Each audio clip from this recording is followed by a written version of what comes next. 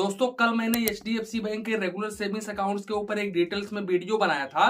जिस वीडियो में एक भाई साहब का कमेंट आया, जिन्होंने कमेंट किया कि सर ये बताइए, अगर मैं अपना सेविंग्स अकाउंट सेमी अर्बन में ओपन करवाता हूं और मैं अपने सेविंग्स अकाउंट्स में 5,000 रुपए मिनिमम बैलेंस रख देता हूं, उसके बाद में मैं उस अकाउंट्स को ऐसे ही छोड़ देता हूं, तो क्या मेरा मिनिमम बैलेंस चार्जेस कटेगा या फिर नहीं कटेगा।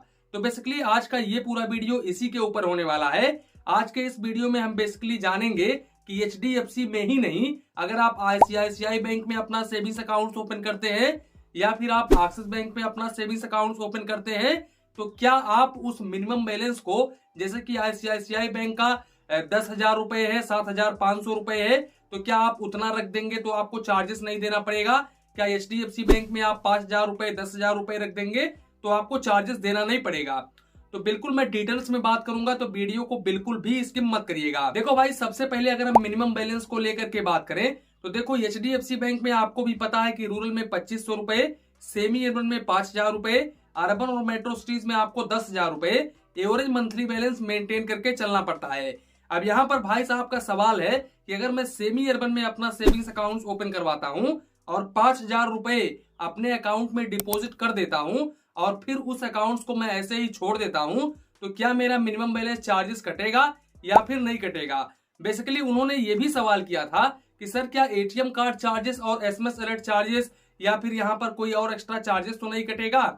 तो देखो यहाँ पर मैं आपको बता दूं कि अगर आप 5,000 रुपए अपने सेविंग्स अकाउंट्स में रख देते हो तो 5,000 रुपए रखने से ही मतलब नहीं है। यहाँ पर सेविंग्स अकाउंट्स के ऊपर और भी काफी सारे चार्जेस होते हैं, जैसे कि एटीएम कार्ड चार्जेस एनुअल होता है, तो एनुअल तो डेबिट होगा ही होगा। दूसरी बात, बैंक का एसएमएस अलर्ट होता है, जैसे कि एचडीएफसी बैंक में आपका एसएमएस अलर्ट भी डेबिट होगा।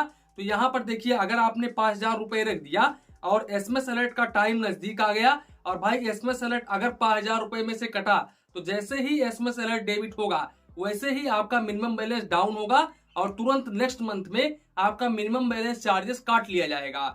और दूसरी बात यही नहीं, अगर आप मान लो एसएमएस अलर्ट या फिर एटीएम कार्ड चार्जेस एक्स्ट्रा रख देते हो, 200-400 रुपए 500 रुपए एक्स्ट्रा रख देते हो, तो भी आपको यहाँ पर परेशानी होने वाली है। अब आप बोलोगे कैसे, तो देखो भाई, यहाँ पर आपने सेमी अर्बन में अपना सेविंग्स अकाउंट ओपन करवाया और आपने 5,000 के बजाय 5,500 रुपए डाल दिया, तो ऐसा नहीं है कि आपका चार्जेस डेबिट नहीं होगा। देखो भाई, यहाँ पर एटीएम कार्ड चार्जेस डेबिट हो जाएगा, एसएमएस अलर्ट चार्जेस डेबिट हो जाएगा, और फॉर एग्जाम्पल यहाँ पर अगर आपके सेविंग्स अकाउंट के ऊपर ईसीएस वगैरह लगा हुआ है और ईसीएस एक भी बाउंस हुआ ना, तो भी आपका मिनिमम बैलेंस कम हो जाएगा।